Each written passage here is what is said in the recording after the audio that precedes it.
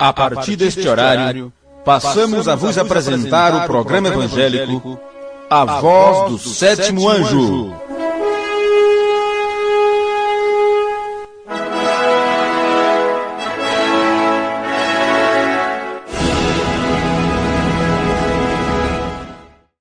Se você compreender isto aqui, essas coisas tão simples que eu estou tentando mostrar aqui, eu queria mostrar algo também. Deixe-me ver aqui. Observe. Eu disse que daqui amor e vida começou a brotar de Jeová Elohim e disto para o Logos, que saiu de Deus, o Filho de Deus. E o lembrando disse era como uma pequena luz mística que poderia ser vista. Era o invisível tornando-se visível. O Espírito invisível se tornando visível através do Logos. Então você tem agora criação de anjos, querubins e serafins. Mas antes disto, você encontra outra coisa. Aqui houve alguém que veio também à existência. Vou colocar também para a caneta preta, fica mais fácil. Aqui. E aqui você vai ter, eu não sei desenhar bem, apenas para vocês entenderem. Aqui você tem, eu chamaria uma estrela. Não tem nada a ver com desenho de estrela. Qualquer criança faria mais bonito que isso. Eu nem pensei, que era só colocar um triângulo assim e tal. Eu sei desenhar uma estrela. Não é possível, mas nem pensei como. Tudo bem. Ali você tem Lúcifer. E de Deus, a grande fonte da vida, ele gerou seu filho, que é chamado a estrela da manhã. Aqui você tem o filho da manhã. Então você encontra agora dois seres. Um recebeu o nome de Lúcifer, portador da luz, doador da luz, lindo, belo, admirável. E ele tinha um trabalho excelente, era como um maestro, era puro louvor, era como um maestro. Quando ele caminhava era uma coisa tremenda. Música suave era tocada. Ele, no meio das pedras afogueadas, ele andava. Ele tinha em seu peitoral 12 pedras, representando os 12 fundamentos. Ele era, vamos dizer assim, o tal. Agora, chegou um determinado momento que Lúcifer invejou a estrela da manhã. Por quê? Ele não foi feito da mesma qualidade deste. Este é o único gerado do Pai. E o William Branham disse: Lúcifer sentiu ciúmes e desejou para si o reino de Miguel. Agora vamos começar dizendo que estou pregando de testemunho de Jeová. E foi assim que eu passei 8 anos com essa pergunta engasgada, com medo de fazer para os pastores. Por que o irmão Branham disse que Jesus era Miguel? Eu tinha lido isso na mensagem. Eu conhecia a doutrina do testemunho de Jeová. Eu li muito sobre eles. Mas daí a pouco está o William Branham dizendo que Jesus era Miguel. Como é que é isso? E o medo de perguntar? Porque se perguntasse, ele dizia: olha, está com doutrina errada já. Entendeu? Então não tenha este medo que eu tive. Porque agora você tem resposta para qualquer coisa que você queira saber. Você pode não recebê-la no ato, porque nosso cérebro não processa com tanta rapidez como você faz a pergunta. É só você ter paciência, você terá a resposta. Porque nós temos todas as mensagens em mãos. Pode não ter em sua casa, mas tem quem tem e pode facilitar isso para você.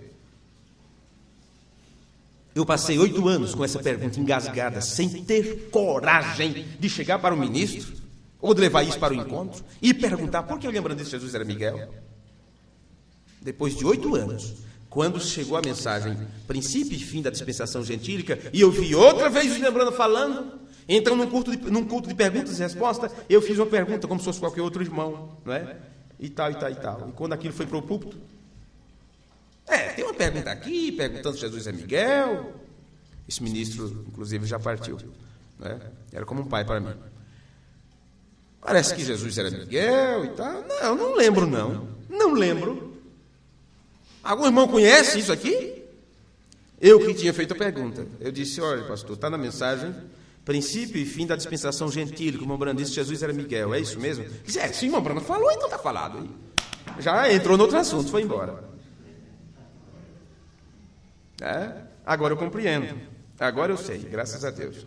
Pois bem, Lúcifer, o filho da manhã, ele desejou o reino de Miguel, que era Cristo, o príncipe. E quando ele desejou o reino de Miguel, ele achava que era da mesma essência de Deus, como era o Logos que saiu de Deus. Eu disse para vocês no culto anterior que tudo está relacionado com a adoração. Esses dois altares que você tem aqui, desceu para o Éden, na adoração de Caim e Abel. E Caim quis provar que também era filho de Deus. Ele dizia, eu não posso crer, uma pessoa tão boa como eu, tão religioso. Não, senhores, porque Caim ouviu alguma coisa. Não pense que Adão e Eva deixou-los enganados da situação. Eles começaram a fazer perguntas. Eles começaram a perguntar. Por quê? O que aconteceu? Como é que eu vim ao mundo? Do jeito que seu filho faz pergunta. De onde eu vim? Qual é a minha descendência? Como foi que eu nasci? E antes de mim? Por que não temos... Não é? Por que não temos irmão mais velho que nós? Do jeito que Jesus foi ensinado pelos seus pais terrenos, a respeito do seu nascimento, a respeito da estrela, a respeito dos magos, ou você acha que não? Do jeito que João Batista ouviu da morte de seu pai, no tempo da matança dos inocentes, do jeito que ele ouviu o que aconteceu, e você acha que eles não foram criados inocentes sem saber dessas coisas? Não, senhores. Ou você acha que quando João apontou Jesus, ele não sabia que Jesus era seu primo? Vamos tirar muitas coisas de nossas cabeças, gente. Ele estava esperando o sinal de Deus. Eles conheciam a história um do outro. Ou vocês acham que o William Branham não cresceu sabendo da luz que veio para o seu berço? Por isso que é importante os pais. Vocês vamos lembrar um pouquinho agora? A entrevista com o profeta? Bem, vamos pelo princípio. Eu nasci no leste de Kentucky, numa pequena e velha cabana, perto de Banksville, e tal. Na manhã do meu nascimento, foi dito pelos meus pais... Ou foi uma revelação que ele teve, quando era pequeno, a coluna de fogo brilhou sobre ele? Não, senhores! Caim e Abel sabiam do Éden, sabiam do paraíso, souberam da proibição, souberam da semente, da árvore, da vida e do conhecimento, do bem e do mal. Mas Caim queria provar que não é desse jeito. Eu vou adorar esse Deus poderoso. Quem sabe assim aplacarei sua ira. Mas era uma adoração sem revelação, porque Deus não tinha revelado para ele o plano. E quando este ser de luz, doador da luz, portador da luz, Lúcifer, quando ele desejou e achou que poderia ter a mesma honraria e tudo mais, a Bíblia diz, perfeito eras em formosura. Perfeito eras em teus caminhos, tu eras o aferidor. Nós ainda não chegamos nem no pouquinho de conhecimento de saber qual era o trabalho que Lúcifer desempenhava. Ele era o aferidor de medidas. Nada passava. Tinha que estar correto, tinha que estar bonito, tinha que estar perfeito. Ele era beleza e formosura em sua perfeição. Foi assim que ele foi criado. E mesmo assim, o pecado começou a nascer dentro dele, foi gerado dentro dele. Então, quando ele desejou o reino de Miguel, que Miguel é o príncipe, é o herdeiro do rei, e ele disse, eu também posso. Em outras palavras, somos irmãos. É melhor se separar de toda a incredulidade, viu? Vá para as cartas de João e veja como eles atuavam. Irineu conta que ouviu de Policarpo, estas palavras: eu e o irmão João estávamos indo para os banhos de Éfeso, na cidade de Éfeso, nos lugares, como um banho público, onde tinha um tanque, alguma coisa, tipo de piscina, onde os homens se banhavam. Não era como temos hoje, água encanada. E quando entrei ali com João, então ele viu que lá dentro tinha um determinado homem. Eu tenho o nome desse homem aqui, mas agora não dá para procurar. E quando João viu aquele homem lá dentro, João disse: vamos embora daqui. Vamos embora daqui. Porque aquele herege está ali dentro. E eu não quero entrar aí porque os banhos públicos podem cair. Outra hora, ele encontrou direto com aquele homem. E o homem: ô irmão João, você sabe que eu sou? Ele disse: eu sei, primogênito de Satanás, eu sei tu quem sou eu. Mas quem era esse homem? Foi um que levantou determinadas heresias naquele tempo. E por isso João escreveu a primeira, segunda e terceira carta combatendo as heresias. Por isso estava mostrando ali a doutrina de Cristo a respeito do Pai e do Filho. E Irineu escreveu os 5 livros combatendo aquelas heresias. Quando este aqui desejou o reino desse, então houve batalha no céu. E Miguel expulsou esse dragão, essa antiga serpente, diabo e Satanás. Expulsou para a terra. Agora, se você observar, que nós não temos tempo para ir tão longe nessas coisas, esqueci até o relógio, não, nem sei aonde, acho que foi em casa, deixei o relógio, foi lá. Ou está aí do lado, não sei. Deixando de lado um pouquinho isso daqui, que nós não vamos ter tempo de nos aprofundar nessa parte. Daqui você tem o rio da vida fluindo de Deus para o Logos, porque assim termina Apocalipse, que flui do trono de Deus e do Cordeiro. E esse rio da vida, ele começou a fluir de lá da eternidade. E isto vem passando de geração em geração. E se você não fizer parte desse rio da vida, se ele não estiver fluindo através de você, então a coisa está feia. Jesus disse: quem crê em mim, como diz as Escrituras, rios de água viva fluirão do seu ventre, porque há uma identificação dele como descendência direta de Deus através de seu Filho Jesus Cristo. E estas águas da vida têm que fluir. E o profeta, quando ele pregou a mensagem, a obra-prima, ele disse: Senhor Jesus, a grande fonte vivente, flui através de mim, flui através de nós. Aí daqui, você encontra isso descendo agora. Aqui você tem o primeiro, que foi o primeiro filho.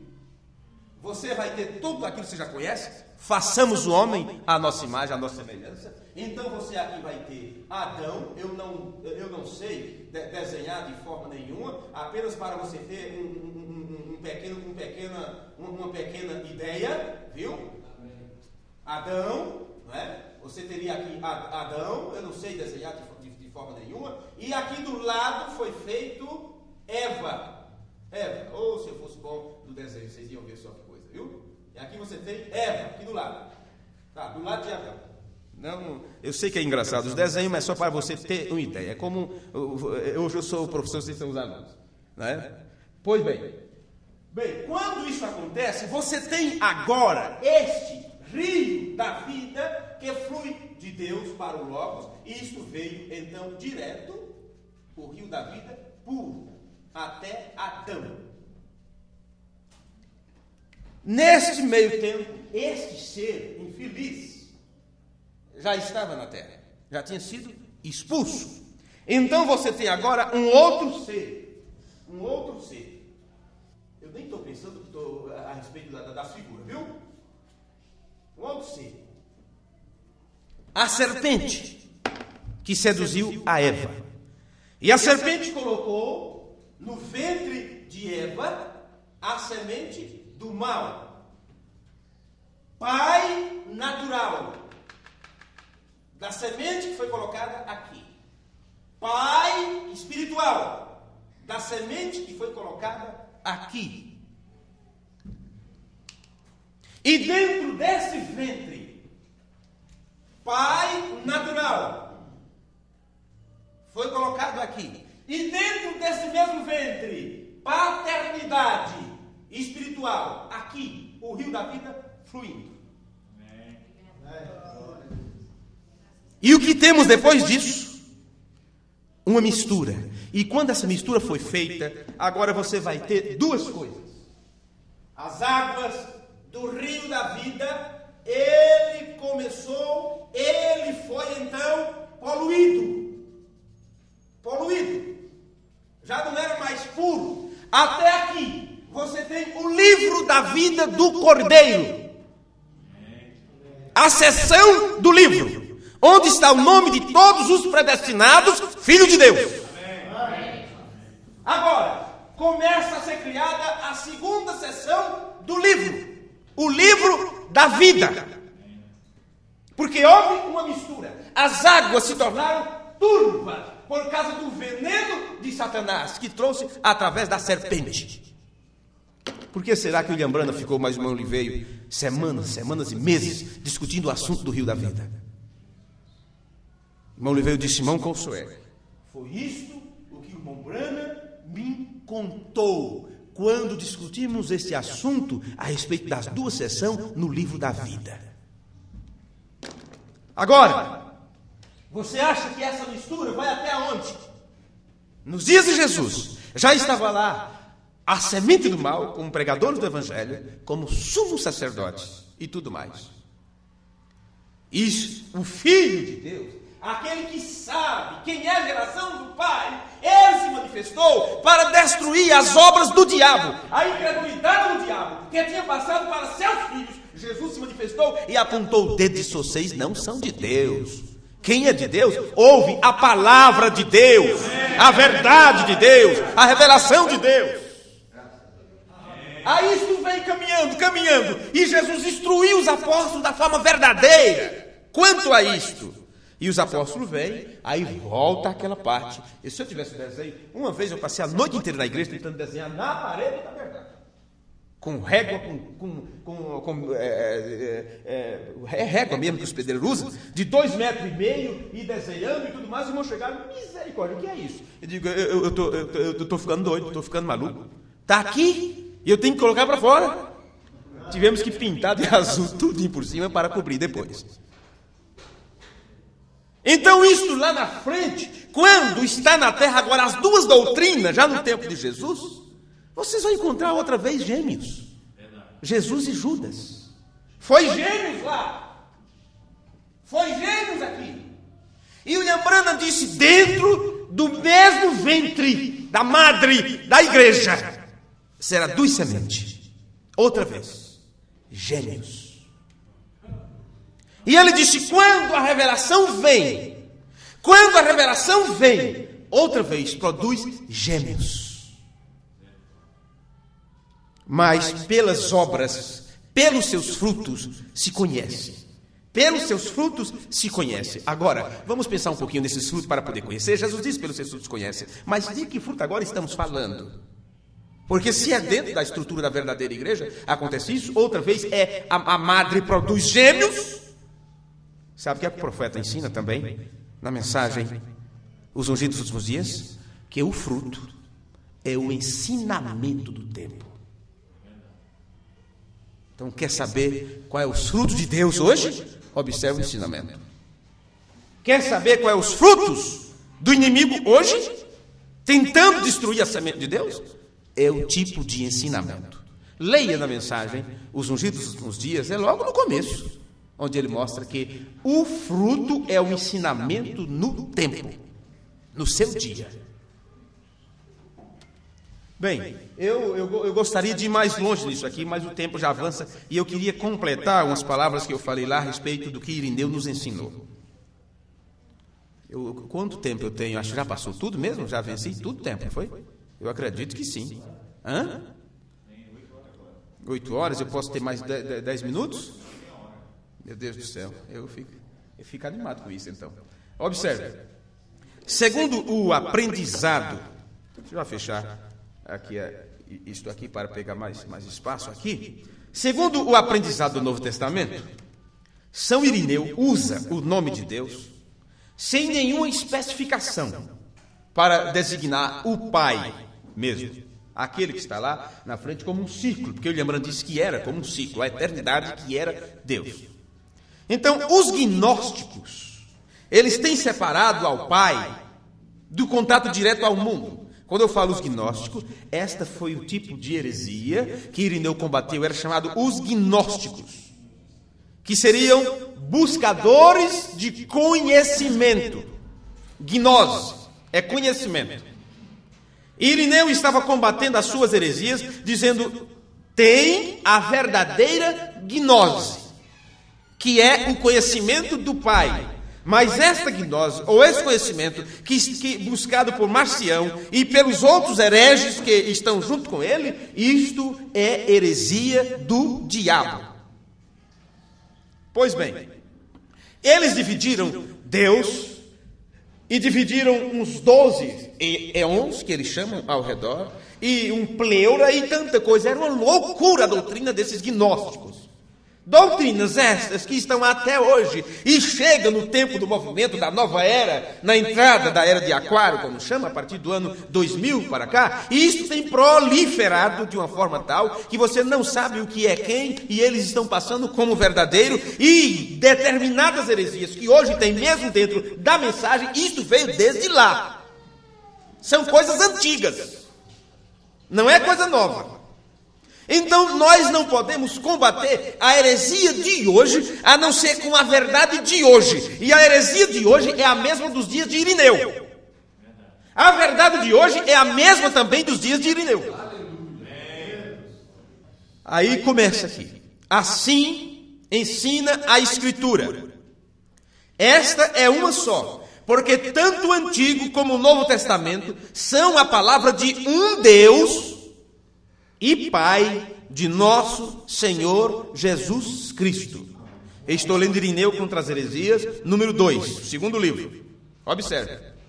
Aí ele mostra a identidade do Filho. A identidade do Filho e de sua obra salvadora como projeto de seu Pai. Isto é o que Jesus disse. A obra que eu faço não é minha, é do Pai. A doutrina não é minha, é do Pai. O que eu falo, eu aprendi com meu Pai. O que eu vos ensino, eu ouvi do meu Pai. Como eu ouço do Pai, assim eu julgo. E tudo isso. Isso é o que Irineu está nos dizendo aqui, nessas poucas palavras. A identidade do Filho e sua obra salvadora, como projeto de seu Pai, é o que garante. É o que garante a revelação completa da unidade divina. O mesmo e único que anunciaram os profetas é o Filho do único Pai. O mesmo que se encarnou para recapitular em si a todos os seres humanos que se haviam apartado do plano divino. Morreu, ressuscitou por nós e está sentado de novo à destra de seu Pai. Essa é a doutrina de Irineu. E se ele tinha uma compreensão perfeita sobre a divindade que William Branham ensinou, nós temos que aceitar o que ele ensina, então. Ou você vai ter que desfazer do que William Branham disse. Daqui a pouco alguém começará a pregar e dizer assim: estão buscando lá atrás, Irineu já morreu, era um bispo católico. Vão começar a dizer isso. E vão se esquecer que William Branham foi quem nomeou pelo Espírito Santo aquele homem como o segundo mensageiro. Do jeito que estão esquecendo que William Branham nomeou o reverendo Liveiro como um homem destro na doutrina. Se esqueceram disso, porque se acharam que entendia tudo. Bem, observe isso aqui. O Evangelho de João, Irineu podia muito bem falar sobre o Evangelho de João, porque foi mentor de Policarpo, e Policarpo foi mentor de Irineu. O Evangelho de João, comparado com os sinóticos, o livro dos Atos e as epístolas de Paulo, assim como todo o Novo Testamento em seu conjunto, ensinam que não unicamente é o Filho encarnado, e o que se encarnou, senão também que é o mesmo, o Filho do Pai Salvador, e que levou a cabo a economia, que é o plano no total de Deus. Observe. Porque os gnósticos estavam dizendo que Jesus era um entre tantos, que o Deus verdadeiro, não o Jeová do Antigo Testamento, que eles já dizem que é outro, que estava enviando aos poucos e todas aquelas coisas. Então Irineu está dizendo que todos os evangelhos, as epístolas de Paulo e Atos dos Apóstolos anunciaram que aquele que nasceu é o mesmo e único Filho do único Pai. Observe. Aí Irineu continua. Jesus revelou a um só Pai, o mesmo Criador do universo. Sim, como os gnósticos dizem, se, como os gnósticos dizem, o Pai fosse outro, Jesus nos haveria enganado, porque os gnósticos não acreditavam que o Pai de Jesus era o Deus verdadeiro. Eles tinham um outro Deus além do Pai de Jesus ainda. Eles estavam começando a infiltrar esse tipo de coisa. E quando Irineu combate essas heresias, ele nos dá a clareza de que há um Deus que gerou um filho. Amém. Veja só. As tentações do deserto atacavam o ser mesmo do Senhor, como filho do Pai. Se tu és o Filho de Deus. Ao resisti-la, às tentações, com suas respostas, o Senhor demonstrou que seu Pai deu a lei e o Antigo Testamento, vencendo ao diabo com as palavras da lei. Amém. A lei dada pelo seu Pai. Observe. Jesus orou ao único Pai, ao que conhecia como Deus. Irineu está nos dizendo que Jesus orou ao único Pai e que ele conhecia aquele Pai como Deus. E é o que ele diz: meu Deus, vosso Deus, meu Pai, vosso Pai. Ao jovem escriba que perguntava a Jesus pelo principal mandamento da lei de Deus, a quem pregava como seu pai, lhes respondeu com o que se lia na lei antiga, para mostrar que o mesmo e único Deus é seu Pai. Porque Jesus respondeu com o que tinha na lei: amarás ao Senhor teu Deus de todo o teu coração, de toda a tua alma. Bem, Jesus ensinou esta identidade também em suas parábolas e milagres. O Pai do unigênito, esta fé supõe, em primeiro lugar, que o unigênito não é diverso do Filho, não é diferente do Filho. O unigênito é o Filho, o Verbo. E não é diferente de Cristo, o Filho feito carne, é o mesmo. Os gnósticos blasfemam ao atrever-se a narrar uma geração misteriosa do unigênito, que a Escritura não conhece. Certamente, esta geração é um mistério inefável, mas o sabemos parcialmente e em parte, em imagem, como Deus tem querido revelar por sua palavra. É semelhante à criação. Conhecemos o fato pelas Escrituras, mas nos fica oculto o modo como Deus a realizou. Veja, o modesto conhecimento da verdadeira gnose, que é o verdadeiro conhecimento, que temos. Ele agora está falando dele, que era como guardião da doutrina apostólica. Veja, o modesto conhecimento, a verdadeira gnose que temos, é o que recebemos como um dom imerecido da parte do Filho mesmo, por meio do qual o Pai tem querido manifestar-se. Isso é claro demais, não é? Pois bem, observe. Sabemos que Deus é Pai, ante tudo e de modo primordial, porque a Escritura ensina que desde sempre gerou a seu Filho. Irineu aprendeu isso de quem? Hoje, você encontra pregadores dizendo que Jesus só começou de Maria para cá. Jesus foi gerado do ventre de Maria e para cá. E ainda, aquele filho é o próprio Deus, e filho é só um ofício de Deus. Os apóstolos não criam em tal coisa. Agora, se você tiver medo de dizer que isso é heresia, eu não sei quando é que você vai ter coragem de reconhecer o que é uma heresia. Se você não crê na pré-encarnação do Verbo e achar que Jesus só começou de Maria para cá, você vai ter problemas com a mensagem do profeta, quando ele nos ensinou aquilo, que de Deus saiu o Logos. E o Logos, ele disse: eu vejo como se estivesse brincando na porta do Pai, colocando as coisas no lugar. E o irmão Branham cita o estado do Texas. E o irmão Branham cita partes da terra, de que lado ficou. Você diz: é uma historinha que o irmão Branham estava contando. Não, senhor. Ele não contou uma vez só, ele contou 3, 4 vezes. O irmão diz assim: olha, o irmão Branham não estava contando uma historinha, ele estava nos mostrando como realmente aconteceu. Amém. Caso contrário, você vai ter que dizer que o Gênesis é uma história fantasiosa, como diz os críticos da Bíblia. como eu disse para vocês da outra vez que eu estive aqui, que Moisés chamou os filhos de Israel e disse: vocês querem saber o que aconteceu? Como começou? Queremos, porque somos descendentes de Abraão, cremos num Deus desconhecido, se manifestou lá como eu sou, como é que...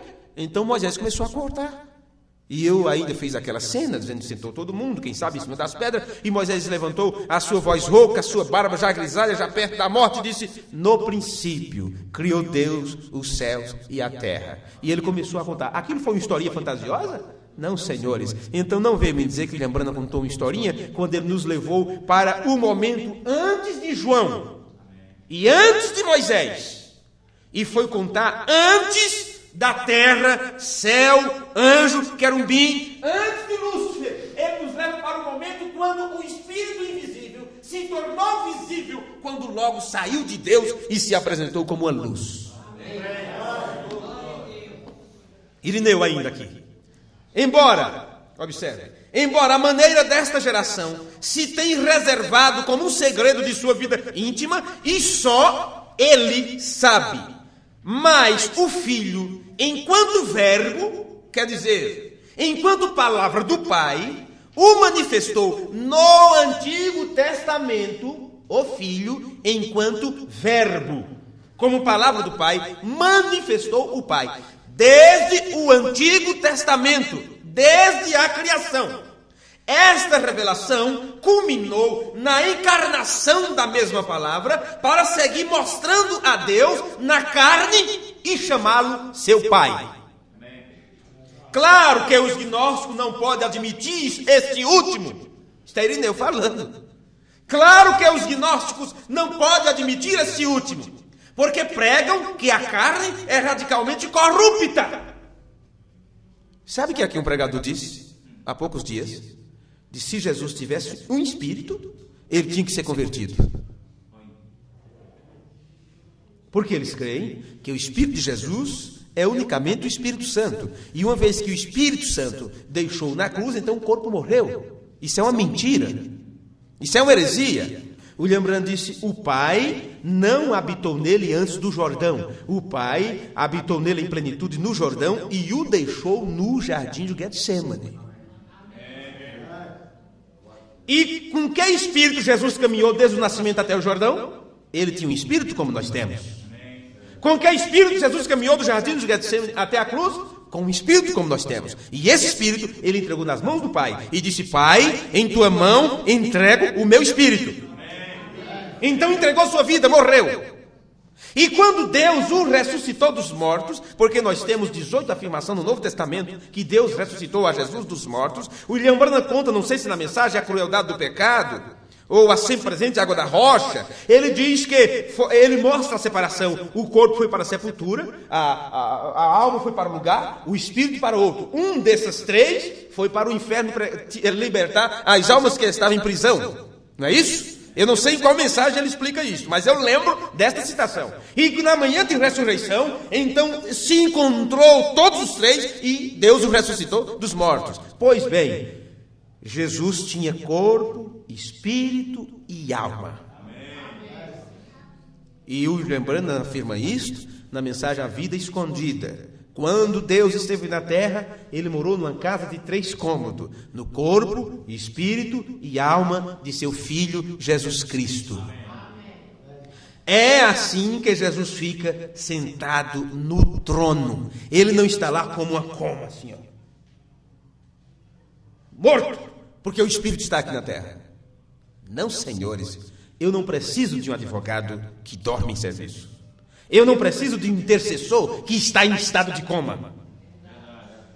Não, senhores. Observe que aquele que vem à terra e que aconteceu desde aquela manifestação no livro de Atos, não era o que estava mais dentro.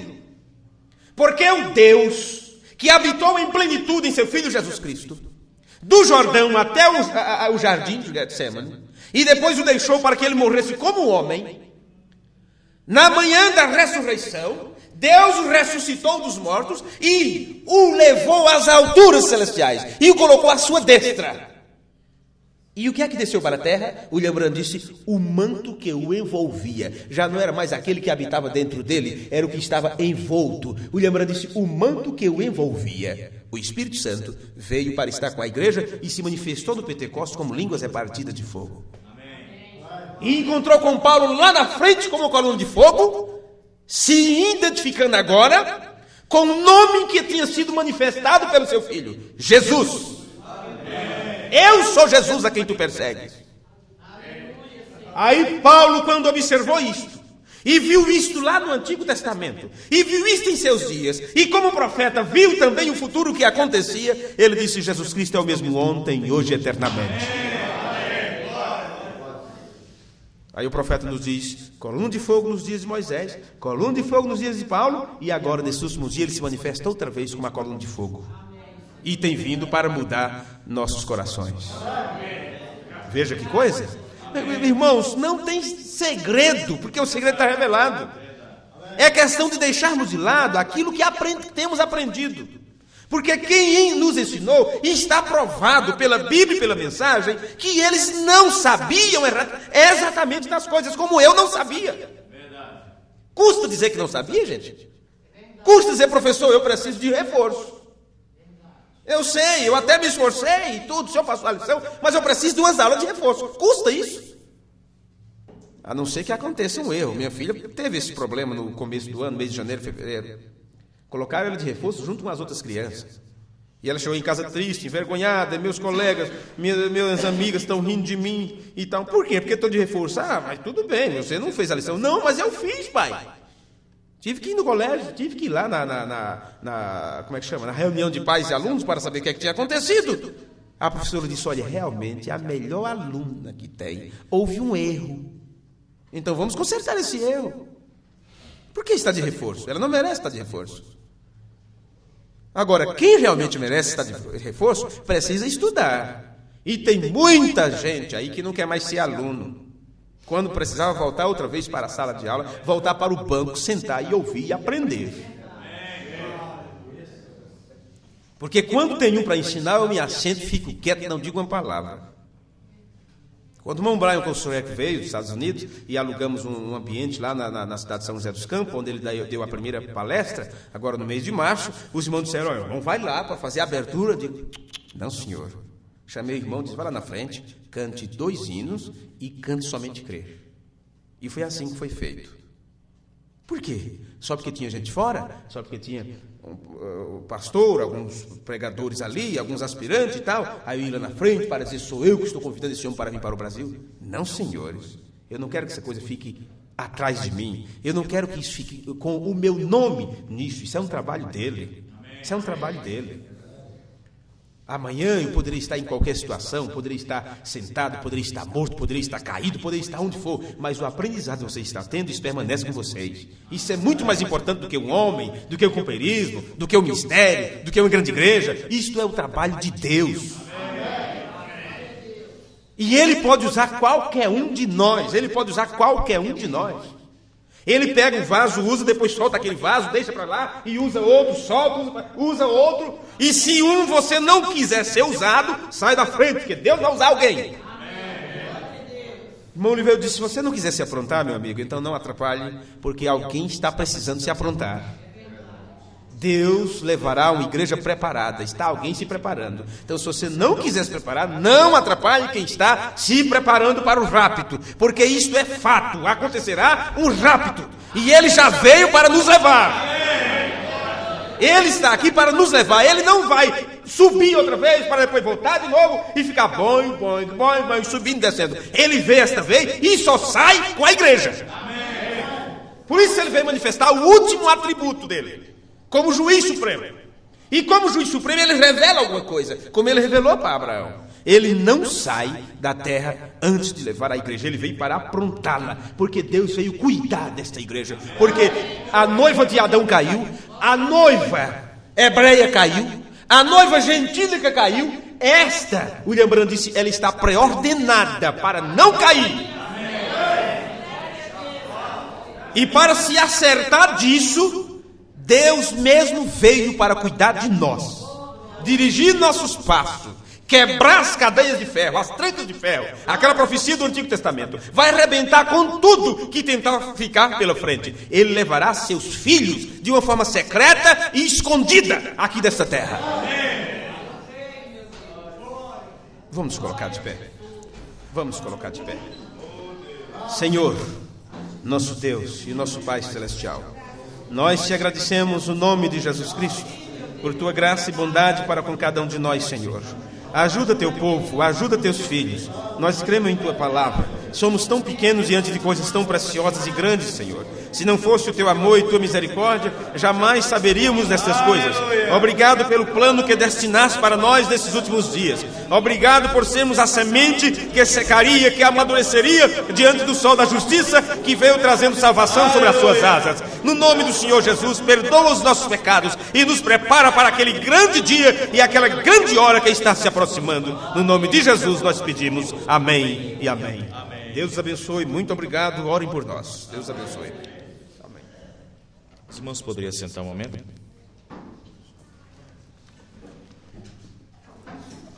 Agora, chamar a atenção dos irmãos para algo. Você acha que isso aqui é do pastor Rosendo? Pastor Braia pregou isso lá em São Paulo, esse assunto aqui. Você acha que este assunto também é do pastor Braia? Do reverendo Braia Kossuek? O pastor Braia, para pregar lá em São Paulo, ele teve que ouvir de um outro homem chamado Levi. Você acha que isso é do Levi? Também não é. Para o irmão Levi pregar isso, ele teve que ouvir de outro homem chamado William Marion Branham. Amém, irmãos? Então, veja bem o que nós temos em mãos. É isso que eu quero chamar a atenção. Veja o que nós temos em mãos. Que é uma das coisas principais, importantes. Vocês podem ver, se vocês tiverem, os que estiveram lá em Citrolândia, aquele estudo, tudo volta e cai para a deidade. Tudo cai para a deidade.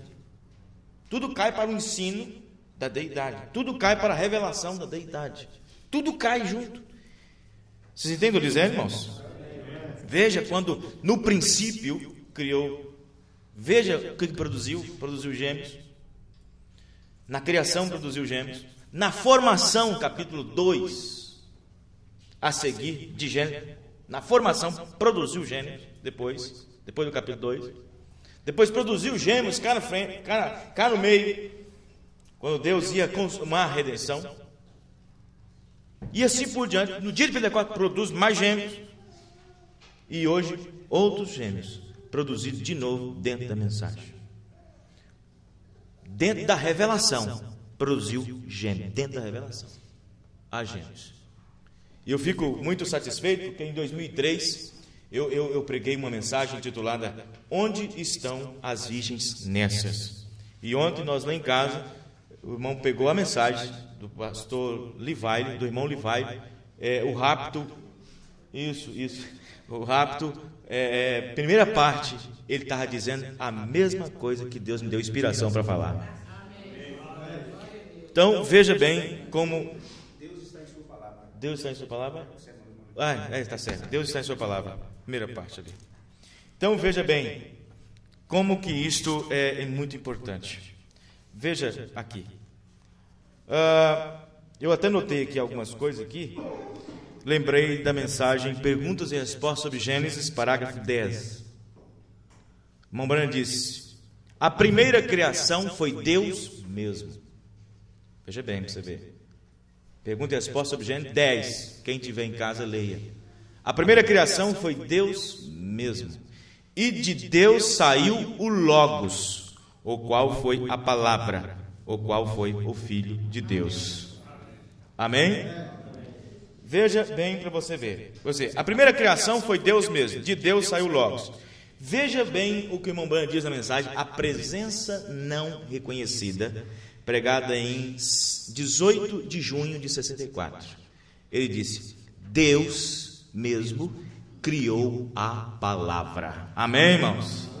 Criou a palavra. E ele, o próprio Deus, está aqui agora para confirmar isso. Amém?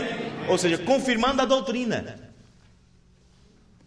Ele estava confirmando o que ele tinha feito. Ele estava aqui mesmo confirmando o que ele tinha feito, criado a palavra. Presença não reconhecida. Ele mesmo criou a palavra. Presença não reconhecida. O irmão Branham diz aqui. Aqui na mensagem, chamando Deus em cena, pregada em 63, em 8/4/63, irmão Branham disse: existe um Deus, vê, não 3 deuses.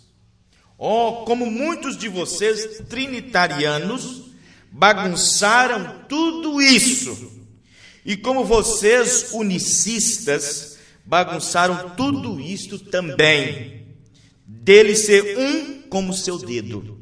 Oh, os dois estão errados. Vocês bagunçaram tudo. Como Jesus poderia ser seu próprio pai? Então, irmão, veja bem. Por isso que Jesus colocou isso em São Mateus 16 como fundamento da revelação. Quando foi dito da boca de Pedro: tu és o Cristo, Filho de Deus vivo. Veja, é sobre esta revelação que ele ia edificar a igreja.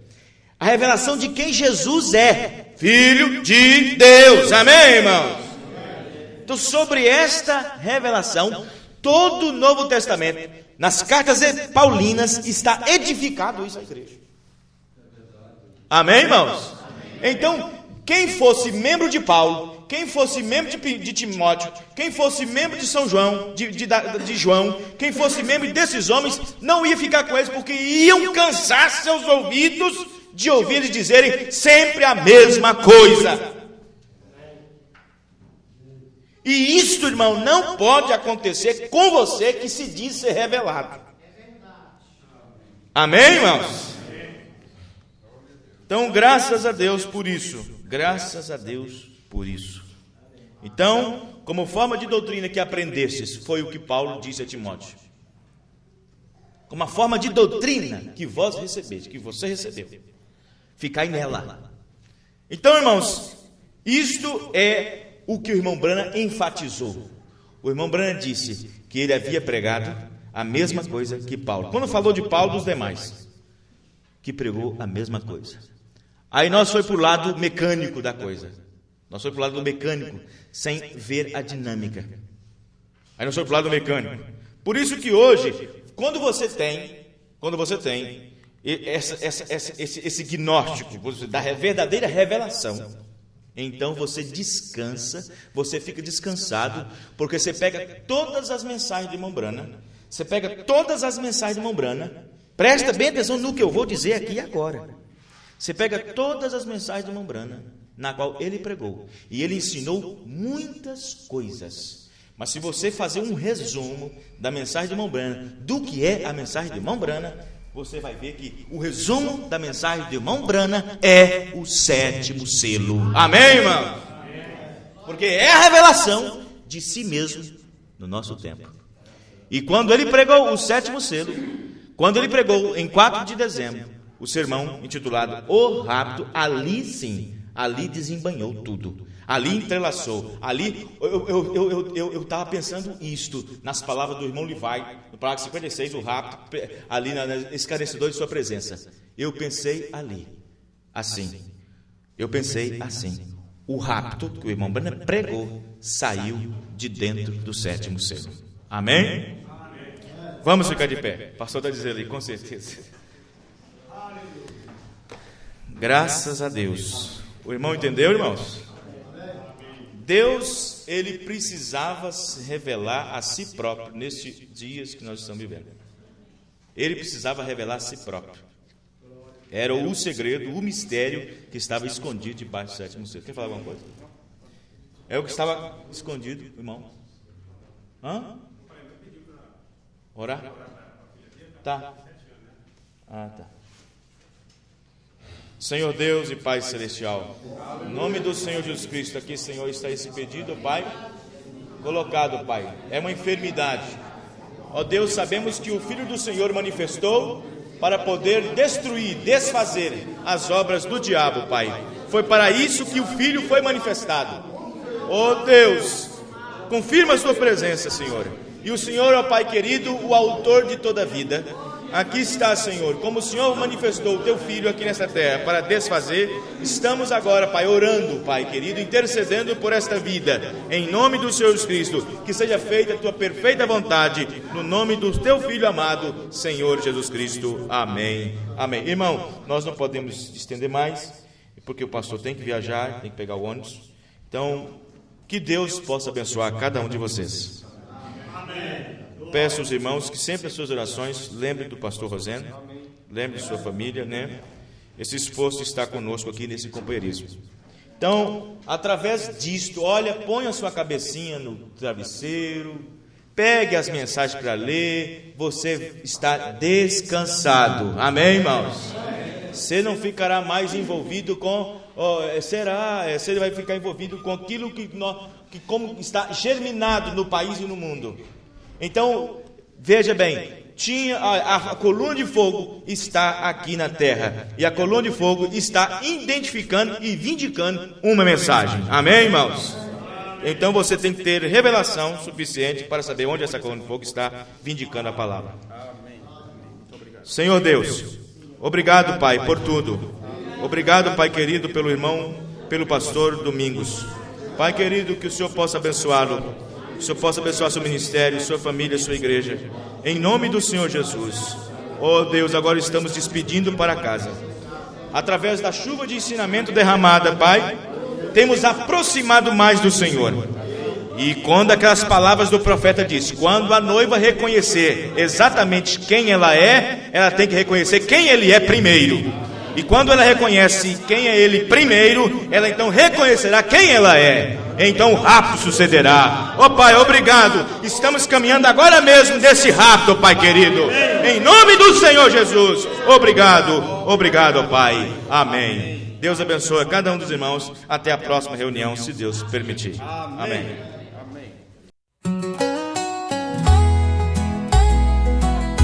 Uma porção do céu espera por ti.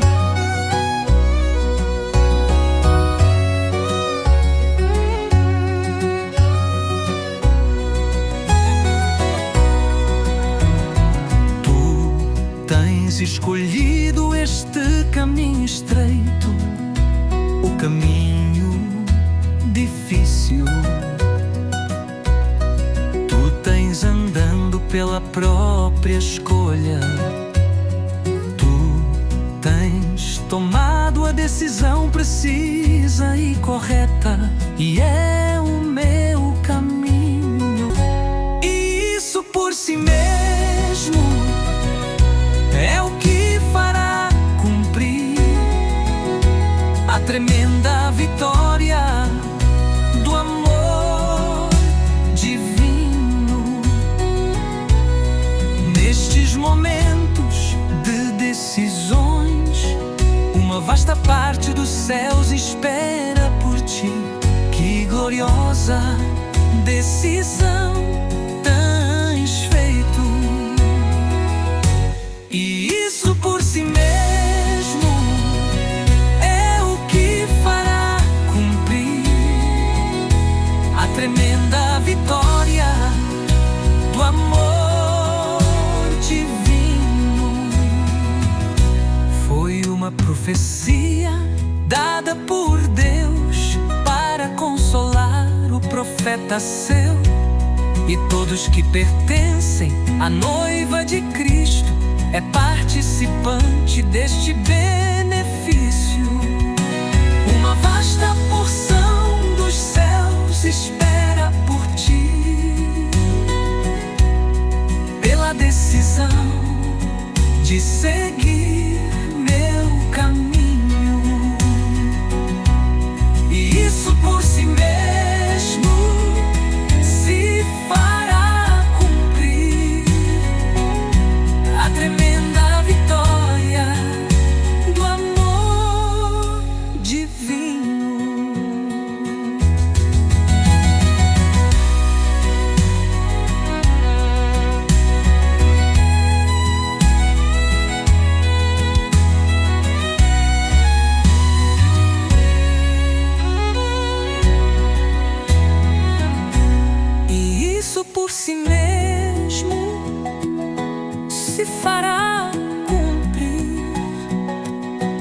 a tremenda vitória do amor divino.